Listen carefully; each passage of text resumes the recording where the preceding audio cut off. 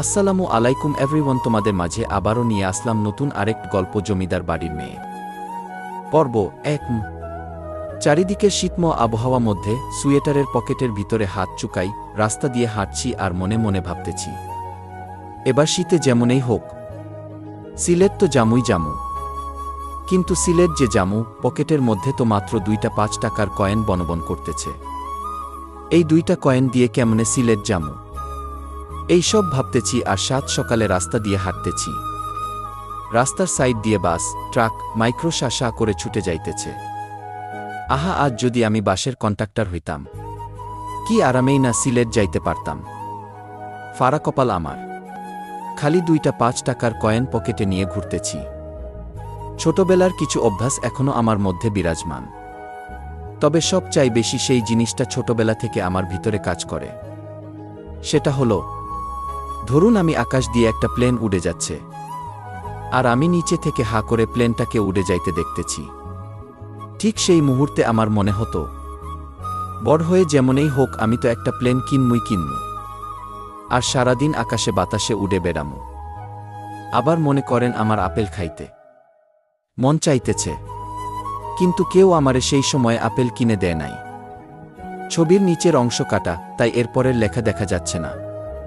নিচের অংশসহ আরেকটি ছবি পাঠালে বাকি অংশ লিখে দেব।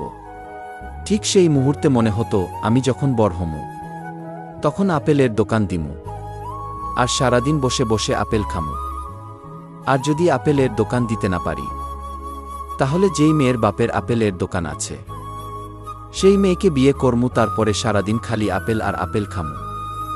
আবার মনে করেন সাপের ছবি দেখতেছি, হঠাৎ যখন নায়ক সাপ হয়ে যেত, তখন মনে হতো, আহা, আমিও যদি সাপ হইতে পারতাম, তাহলে আমারও একটা সুন্দরী নাগিনী থাকত। আবার যখন কটকটিওয়ালা আসতো, তখন মনে হতো বড় হয়ে কটকটিওয়ালা হমু, আর সারাদিন কটকটি খামু। হাওয়াই মিঠাইওয়ালা আসলে মনে হতো বড় হয়ে হাওয়াই মিঠাইওয়ালা হমু। এক কথায় আমার যাই ভালো লাগতো আমি সেটাই হইতে চাইতাম। আর এই অভ্যাসটাই এখনো আমার ভিতরে আছে। এত বড় যে হইছি তাও এই ছোটবেলার আরমান, আর এখন এর আরমান কোনটার কোনো পরিবর্তন নাই।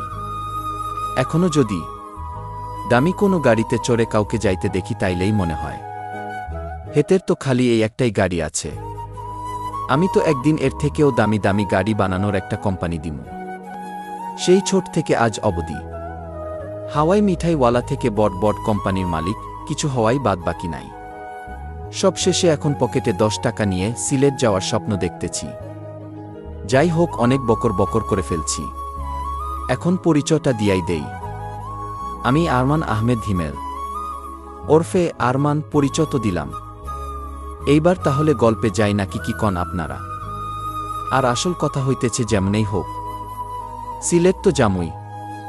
এতে যদি চুরি, ডাকাতি, রাহাজানি, ছিনতাই যা কিছু করার আমি তো সব করব, তবু তো আমি সিলেট জামুই জামু। ভাই সিলেট, আই অ্যাম কামিং। কিন্তু জামু কেমনে?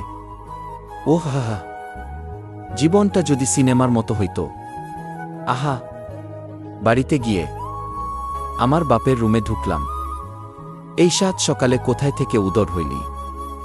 আসলে আব্বা, কাহিনীটা হইতেছে, সূর্য মামা আজকে একটু বড়দের সাথে দেখা করতে যাবে, তাই যাওয়ার সময় আমারে কইল, ভাগিন আরমান, আমি তো আজকে তোমার বাপের ঘরে উদয় হইতে পারব না, তাই তুই একটু তোমার বাপের ঘরে গিয়ে উদয় হই যা।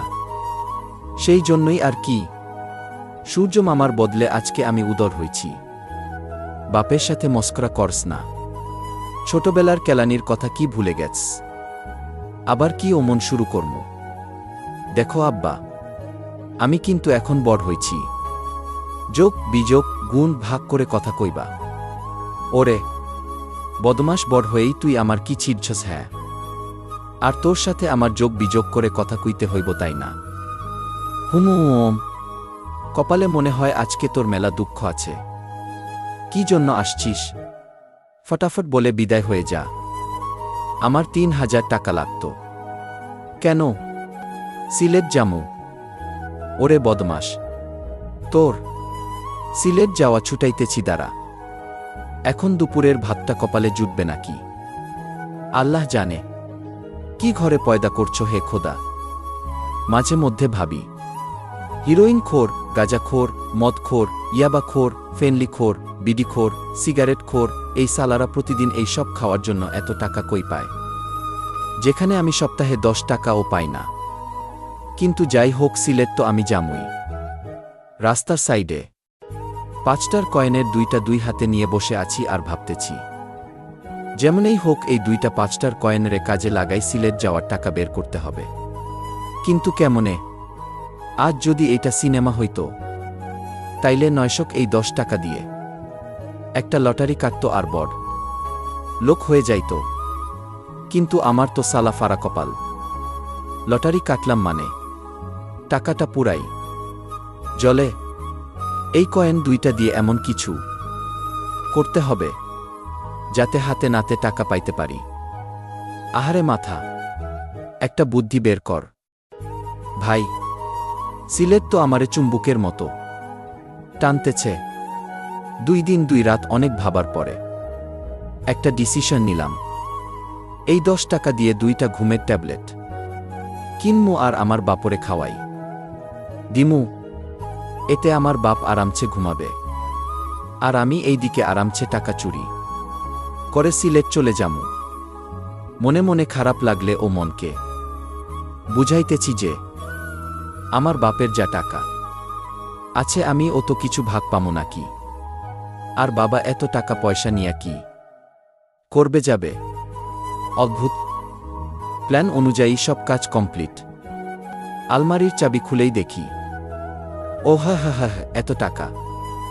বাপ হইলে কি হইছে, তিনি একটা হার্ড কিপটে। এত টাকা রাইখা ও প্রতি সপ্তাহে আমারে হাত খরচের জন্য মাত্র 10 টাকা করে দেয়। আর যদি না চাই তাহলে আর দেয় না। কি খারাপ। যাই হোক, আল্লাহ যা করে ভালোর জন্যই করে। তাই তো আজকে সুদ সমেত সব একবারে পাইতেছি। চোর হলে ও আমার একটা ধর্ম আছে।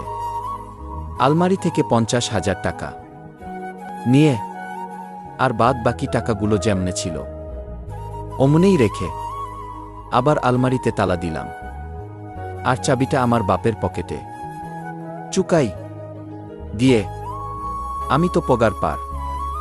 ডাক্তারের কথা অনুযায়ী 10 ঘন্টার আগে ঘুম ভাঙবে না। এবার আমারে সিলেট যাওয়া থেকে কে আটকায়। মার্কেটে এসে ব্যাকপ্যাক একটা ব্যাগ কিনলাম, তারপরে প্যান্ট, শার্ট, গেঞ্জি, জুতো, ঘড়ি, পারফিউম সব কিনে ব্যাগের মধ্যে নিলাম। এরপরে একটা হোটেলে গিয়ে গোসল টোসল করে আমি তো এবার রেডি। সিলেট তো আমি যামই। এই প্রথম এসি বাসের টিকিট কাটতে গেলাম। সিট তো পাইছি, তাও আবার একদম পিছনে। ফারা কপাল হইলে যা হয়। আচ্ছা, সিট যেখানে হয় হোক, বাস তো এসি। বাসে উঠে সিটে গিয়ে বসলাম। আহা, কি নরম সিট, হি হি হি। সিটে বসেই মনে হলো পকেট ভর্তি টাকা থাকতে পেটটা খালি রেখে সিলেট যামু। এইটা হয় নাকি? বাস থেকে নেমে যা খাইতে ভালো লাগে সব কিনে আবার বাসে উঠলাম। জামু আর খামু। একটু পরেই বাস ছেড়ে দিল। কিছু দূর যাওয়ার পরে মনে মনে ভাবতেছি, পিছনে বসে একদিক দিয়ে মনে হয় ভালোই হইছে। একদম পিছনে দেখে এই সিটের টিকিট হয়তো কেউ কাটেই নাই। এখন তো আমি 2টা সিটেই শুয়ে শুয়ে পুরা রাস্তা জামু আর খামু। হি হি হি। 2টা সিট মিলে শুইলাম। পায়ের উপর পা তুলে রাজাদের মতো আঙুর খাইতেছি। আঙুর খাওয়া শেষ, এবার কমলা খামু। কমলা খাওয়া শেষ করে জুস খাইতেছি। এমন আরামে আর রাজার মতো করে যে সিলেট জামু কোনোদিন ভাবি নাই। হা হা। কয়েক ঘন্টা পরে হঠাৎ বাস রাস্তার মধ্যে থেমে গেল। ওরে, আমি যাইতেই উঠি। ওহাই কি ঝামেলা হয়। দুল ভাল লাগে না না। আচ্ছা যা হয় হোক, আগে আমার পেটটা ভরাইতে হইব। পেটটা যদি নাই ভরাইতে পারি, তাহলে পকেট ভর্তি টাকা থাইকা লাভ কি? শুয়ে শুয়ে পায়ের উপরে পা তুলে চুষতেছি, মানে জুসের পাইপ। একটু পরে, এই যে হ্যালো, এটা আপনার বেডরুম না যে পায়ের উপর পা দিয়ে জুস খাবেন? মাথাটা ঘুরিয়ে দেখি, চশমা পরা একটা মেয়ে, দেখতে আমার মতো এতটা কিউট না, তবে ভালোই দেখতে আমার মতো এতটা কিউট না, তাই একটু ভাব নেওয়ার চেষ্টা করতেছি। এই দিকে একটু চেপে যান, এটা আমার সিট। হুম, এই কমলার খোসাগুলো কি আপনি ফেলছেন? না তো, আমি শুয়ে থাকতে একটা জিন আসছিল, সেই হয়তো ফেলছে। ও আচ্ছা, তাহলে এখন সেই জিনকে আবার ডাকেন আর বলেন যে এই খোসাগুলো যাতে তার দিকে নেই। জিন তো এখন আসবে না।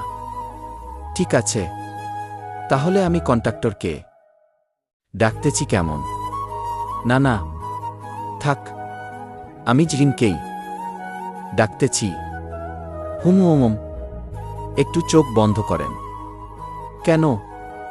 জিন আসতে লজ্জা পাইতেছে। আচ্ছা, ঠিক আছে। নেহাত বাসের মধ্যে আছি, তাই চুপচাপ খোসা গুলো নিজের দিকে নিলাম। তা না হলে যে খেলাটাই না দেখাইতাম, মজা বুঝাইতাম।